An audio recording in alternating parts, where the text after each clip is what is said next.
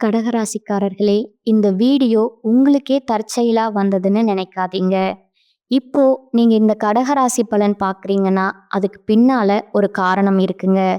சமீப காலமா மனசுல ஏதோ ஒரு குழப்பம் அல்லது எப்ப நல்ல மாற்றம் வரும்னு ஒரு கேள்வி இருந்தா, அந்த கேள்விக்கான பதில தேடி தான் இப்போ நீங்க இங்க வந்திருக்கீங்க. வணக்கமுங்க. நீங்க கடகராசியா? அப்போ எவ்வளவுதான் சம்பாதிச்சாலும் கையில காசு நிக்க மாட்டேங்குதா? பணம் வர்ற வழியும் தெரியல, போற வழியும் தெரியலன்னு ஒரு மாதிரி மனசுக்குள்ள கவலை இருந்துட்டே இருக்கா? அப்போ நிச்சயமா இந்த பதிவு உங்களுக்கு தாங்க. கவலைப்படாதீங்க. கடகராசினர் அவங்களோட நிதி சிக்கல்களை தாண்டி எப்படி ஒரு நிரந்தரமான செல்வத்தை உருவாக்கலாம்னு நிபுணர்கள் சொல்ற சில ரொம்ப எளிமையான ஆனா ரொம்ப சக்தி வாய்ந்த பரிகாரங்களை பத்தி இப்ப நாம ஒன்னொன்னா மெதுவா நிதானமா பார்க்கலாம். சரி, நாம இன்னைக்கு என்னெல்லாம் பார்க்க போறோம்னு ஒரு சின்னதா பார்த்துடலாமுங்களா? முதல்ல கடகராசியோட பண போராட்டத்துக்கு உண்மையான காரணம் என்னன்னா ஆழமா பார்ப்போங்க. அதுக்கப்புறம் செலவுகள்ல என்னென்ன வகைகள் இருக்குன்னு புரிஞ்சுக்க போறோம். அப்புறம் அது சரி செய்யறதுக்கு ரெண்டே ரெண்டு சக்தி வாய்ந்த பரிகாரங்கள்ங்க. கடைசியா சேமிப்புக்கு பின்னாடி இருக்கிற ஒரு ரொம்ப சிம்பிளான ரகசியம்ங்க. வாங்க ஒவ்வொன்றா பார்க்கலாம்.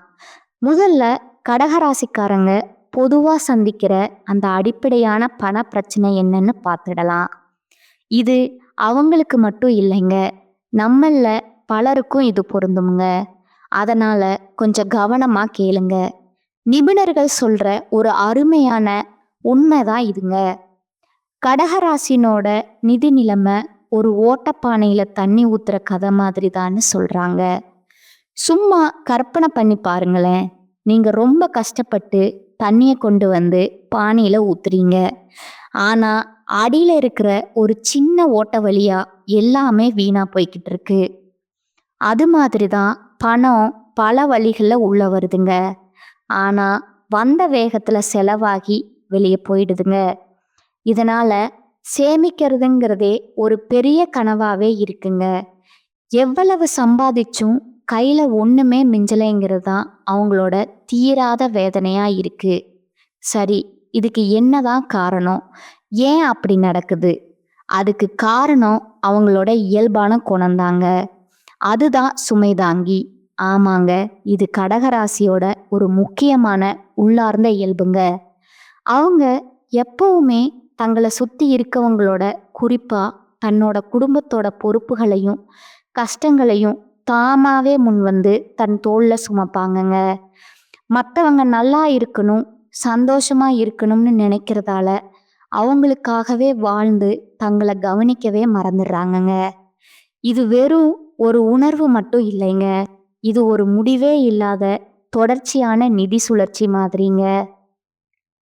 மகனோட படிப்பு மகனோட படிப்பு செலவு, மகளோட காலேஜ் ஃபீஸ், அது முடிஞ்சா கல்யாண செலவுன்னு பொறுப்புகள் ஒன்று மாற்றி ஒன்று வந்துட்டே இருக்குமுங்க. சில நேரங்களில் இது பேர குழந்தைகளை பார்த்துக்கிற வரைக்கும் கூட நீளுமுங்க.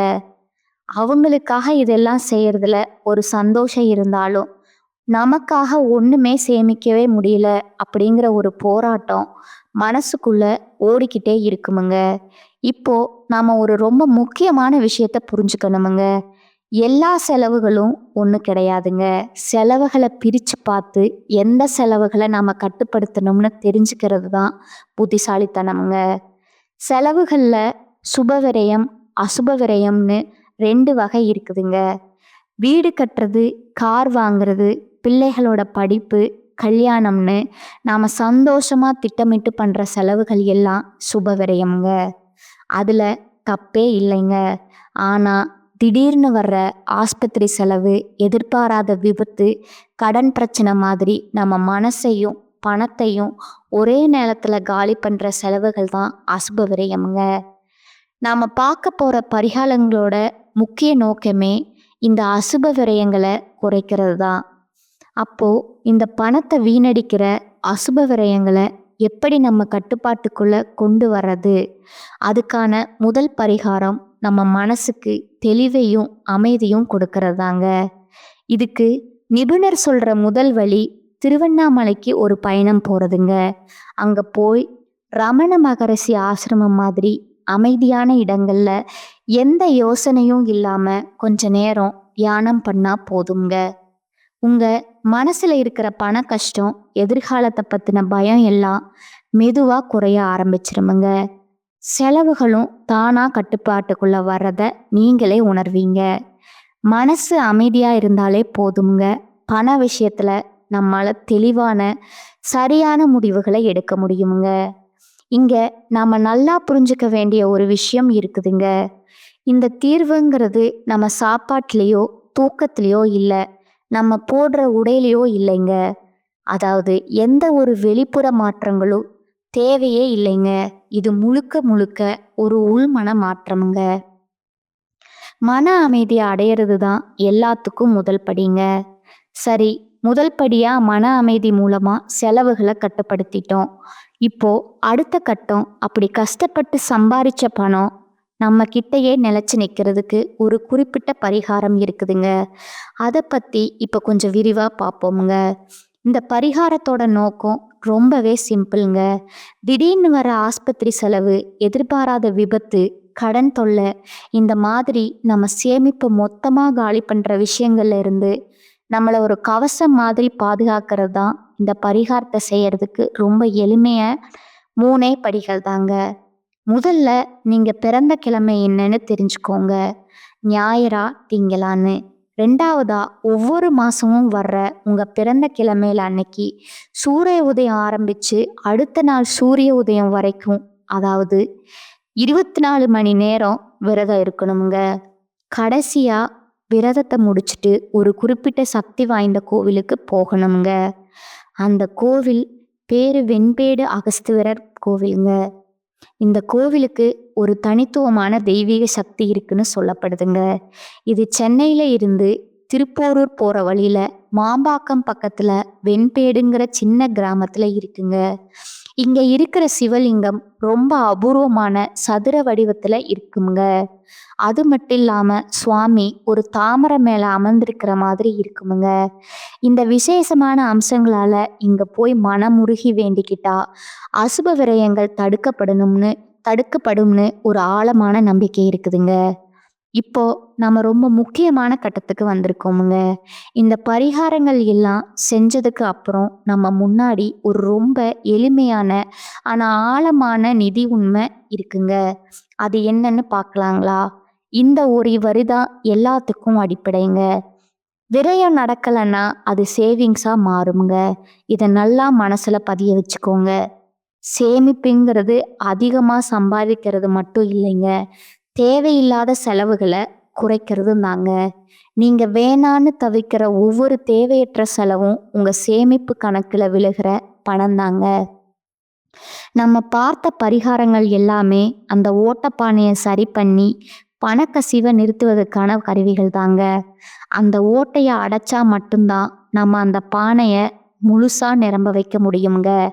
அதனால நல்ல ஞாபகம் வச்சுக்கோங்க, செலவுகளை கட்டுப்படுத்துறது தான் செல்வம் சேர்க்கிறதுக்கான முதல் மற்றும் மிக முக்கியமான படிங்க. நிச்சயமா இந்த பரிகாரங்கள் உங்களுக்கு ஒரு புதிய நம்பிக்கையும் செயல்படுறதுக்கான தைரியத்தையும் கொடுக்குமுங்க. இப்போ வழி உங்க முன்னாடி இருக்குங்க. உங்ககிட்ட கேட்க வேண்டியது ஒரே ஒரு கேள்விதான்.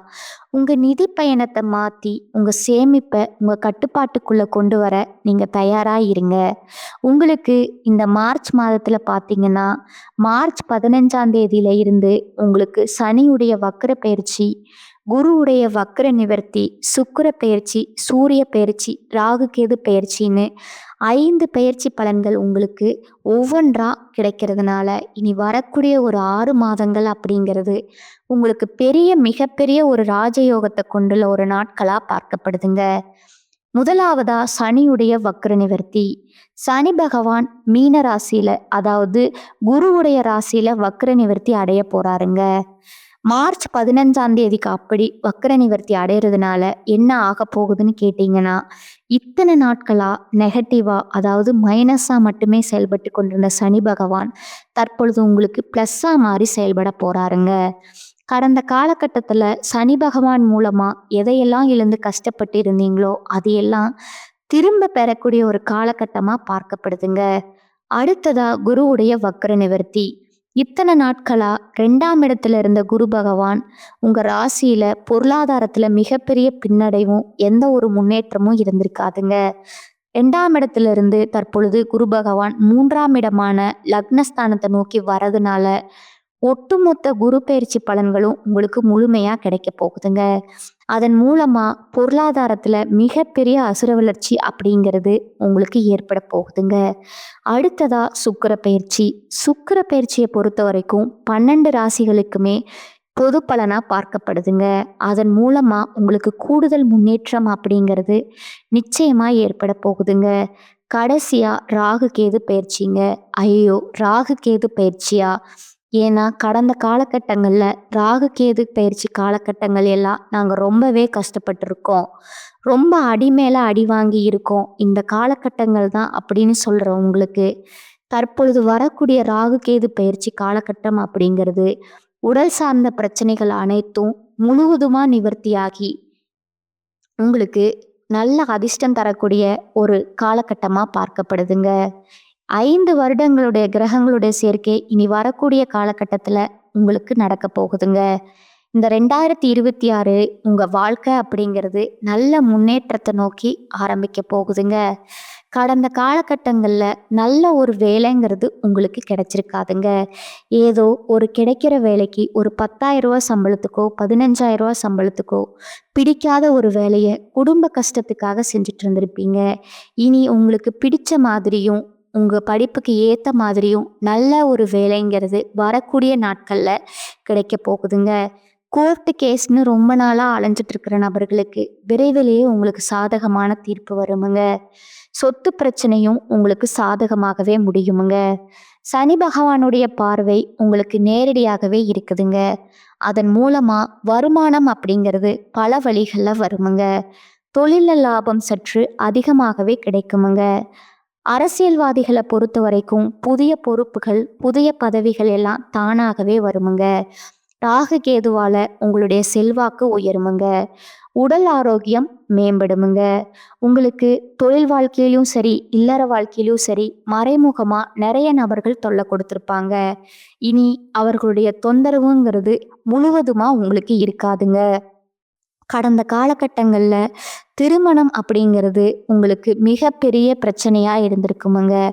ஆனா இனி வரக்கூடிய காலகட்டத்துல நீங்க இனி வரக்கூடிய ஒரு 6 மாதத்துக்குள்ள திருமண வாழ்க்கைக்குள்ள அடி எடுத்து வைக்க போறீங்க. அடுத்ததா குழந்தை பாக்கியத்திற்காக இயங்கிய நபர்களுக்கு விரைவிலேயே உடல் சார்ந்த பிரச்சனைகள் அனைத்தும் நிவர்த்தியாகி குழந்தை பாக்கியம் அப்படிங்கிறது விரைவிலேயே உங்களுக்கு கிடைக்க போகுதுங்க. தெய்வ சிந்தனை அதிகமாகுமுங்க. பெரியோர்களுடைய உதவிகள் கிடைக்குமுங்க. உறவில் இருந்த சண்டை சச்சரவுகள் முழுவதுமா விலகுமுங்க. புதிய நண்பர்கள் உங்களுக்கு உதவி செய்வாங்க. தொழில்ல ஏற்பட்ட நெருக்கடிகள் நீங்குமுங்க. முடங்கிக்கிட்டு இருந்த நிறுவனங்கள் மீண்டும் இயங்குமுங்க. அடுத்ததா பார்த்தீங்கன்னா இனி வரக்கூடிய நாட்கள்ல உங்களுக்கு இருந்த பிரச்சனைகள் எல்லாமே நிவர்த்தியாகி சீக்கிரமே ஒரு நல்ல வாழ்க்கை அப்படிங்கிறது அமைய போகுதுங்க. வாழ்க்கை துணையை இழந்த கடகராசி ஆண்களோ பெண்களோ, அதாவது 2வது மேரேஜ் மறுமணம் பண்ணலாமா வேண்டாமா அப்படிங்கிற ஒரு மிகப்பெரிய குழப்பத்தில் இருப்பீங்க. அப்படி 2வது திருமணம் பண்ணும்போது சொந்தக்காரங்க தப்பாக பேசிடுவாங்களோ, ஊர்க்காரங்க தப்பாக நினச்சிருவாங்களோ, யார் என்ன நினைப்பாங்க, அவங்க என்ன நினைப்பாங்க அப்படின்னு நினச்சி நிறைய பேர் 2வது திருமணத்தை பற்றி யோசிக்காமல் இருக்கீங்க. இப்போ இருக்கக்கூடிய பொருளாதார சூழ்நிலையும் இருக்கக்கூடிய காலகட்டத்தையும் வச்சு பார்க்கும்போது ஒரு சிங்கிள் பேரண்டால் இந்த சொசைட்டியில் சர்வே பண்ணுறது ரொம்ப ரொம்ப கடினமுங்க. நீங்கள் எதிர்பார்த்த மாதிரியே நல்ல ஒரு மறுவாழ்க்கை அப்படிங்கிறது உங்களுக்கு அமைய போகுதுங்க. காதலிப்பவர்களுக்கு இந்த 2026 நிச்சயம் கைகூடக்கூடிய ஒரு ஆண்டாகவே பார்க்கப்படுதுங்க. இனி வரக்கூடிய நாட்கள்ல உங்களுடைய வளர்ச்சி அப்படிங்கிறது யாருமே எதிர்பார்க்காத அளவுக்கு ஒரு மிகப்பெரிய அசுர வளர்ச்சியா இருக்க போகுதுங்க. அதை பார்த்து உங்க சொந்தக்காரங்களோ குடும்ப உறவிலோ கூட உங்களுக்கு எதிரிகளாகவும் துரோகிகளாகவும் மாறக்கூடிய வாய்ப்புகள் அதிகமாகவே இருக்குதுங்க.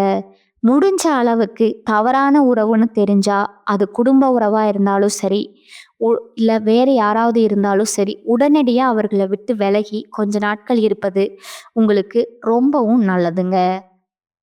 இந்த இனி வரக்கூடிய காலகட்டத்தில் சேமிப்பு அப்படிங்கிறது பல மடங்காக உங்களுக்கு இருக்க போகுதுங்க. ஒரு பைசா கடன் இல்லாமல் அனைத்து விதமான கடன்களையுமே வரக்கூடிய நாட்களில் நீங்கள் முழுவதுமாக கட்டி முடிக்க போகிறீங்க. அந்த அளவுக்கு பொருளாதார மாற்றம் அப்படிங்கிறது விரைவில் உங்களுக்கு காத்துட்டு இருக்குதுங்க. அடுத்ததா உங்களோட நட்சத்திர பலன்களை பார்க்கலாங்களா? முதலாவதா புனர்பூசம் 4ஆம் பாதம். வெளியில தங்கும் சூழல் உங்களுக்கு ஏற்படுமுங்க. எடுத்த காரியத்தை செய்யும்போது எது சரி எது தவறு அப்படிங்கிற தடுமாற்றம் ஏற்பட்டாலும் திறமையால அதனை செய்து முடிப்பீங்க. பண வரவு எதிர்பார்த்தபடி இருக்குமுங்க. தொழில் வியாபாரம் முன்னேற்ற பாதையில செல்லுங்க. நிதி உதவி கிடைக்குமுங்க. வாடிக்கையாளர் மத்தியில மதிப்பு கூடுங்க. உத்தியோகத்துல இருப்பவர்களுக்கு நீண்ட நாட்களா எதிர்பார்த்த பதவி உயர்வு கிடைக்கலாமுங்க. சம்பள உயர்வும் வரலாமுங்க. 2வதா இருக்கக்கூடியவங்க பூச நட்சத்திரக்காரங்க. குடும்பத்துல மகிழ்ச்சி இருக்குமுங்க. கணவன் மனைவிக்கிடையே இதுவரை இருந்து வந்த கருத்து வேற்றுமை நீங்கி நெருக்கம் அதிகரிக்குமுங்க. பிள்ளைகளுக்கு தேவையான பொருட்களை வாங்கி கொடுப்பீங்க. பெண்களுக்கு மிக கவனமா பேசுவதும் கோபத்தை குறைப்பதும் நன்மை தருமுங்க. எதிர்பார்த்த பண உதவி கிடைக்குமுங்க. 3வதா ஆயிலும் நட்சத்திரக்காரங்க. நிலுவையில் உள்ள காரியங்கள் சிறப்பாக முடிய வழி பிறக்குமுங்க. வரவேண்டிய பணம் கைக்கு வந்து சேருமுங்க. இரவு பகலா உழைக்க வேண்டி இருக்குமுங்க. அரசியல்வாதிகள் மக்கள் தொடர்பான பிரச்சனைகளை சந்திக்க நேரிடுமுங்க.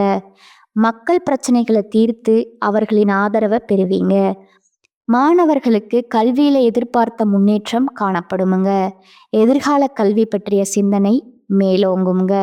உங்களுக்கான பரிகாரம் பார்த்தீங்கன்னா குலதெய்வத்தை பிரார்த்திப்பது உங்களுக்கு நன்மையை தருமுங்க.